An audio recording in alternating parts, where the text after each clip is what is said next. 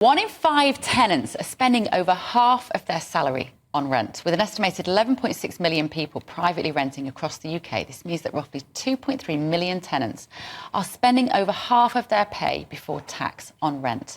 How have we got here, Matt Goodwin? Well, the short answer is we have a housing crisis which nobody in politics is really prepared to deal with head-on. Rents are going up because demand is massively outstripping supply. So on the one hand, we're not building enough houses and we're not easing planning to build those houses. But secondly, let me say something controversial. I've said it on this channel before. We've got way too many people coming into the country. I'm just going to give you one stat. Last year, we built 180,000 homes in this country. The government target is 300,000.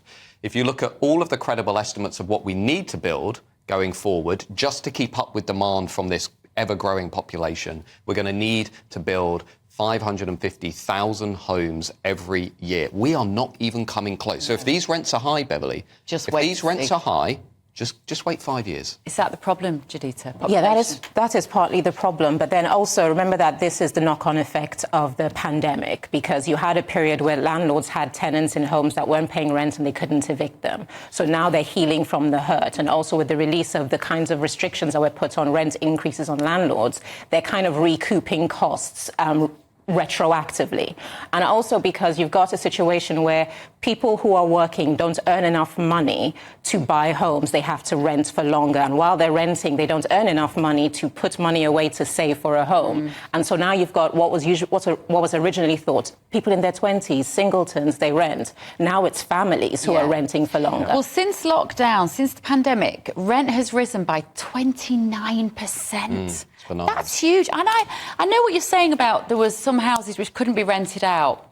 But was that really the case, do you think, during lockdown? Because even when I moved into my new flat, when we were looking, the number of stories where agents were like, when they do your financial check, you need to have at least be earning almost 3 times, 2.5 to 3 times what the rent is, because previously their tenants had been there for 6-8 months and weren't paying any rent and couldn't be evicted. So now the landlords are kind of getting retroactive payback. Right. And yeah. And perhaps being greedy?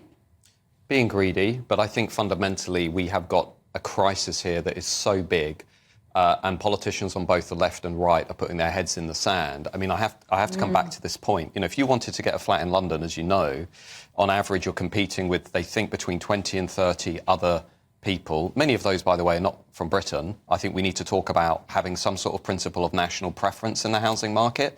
I don't think houses and flats should be held in offshore trusts by offshore companies. I think all of that stuff needs to be looked at and changed. But more fundamentally, unless we're going to be building another 300,000, 400,000 homes every year for the foreseeable future, while running these levels of migration, we're not going to fix this crisis. So here's a simple thing I would say to every politician in Westminster. You can have available, affordable housing, or you can have mass immigration. You cannot have both. Great way to end, because we're going to talk about mansplaining next. That wasn't mansplaining, Matt. No, that was just you being a very clever. succinct answer. That was brilliant.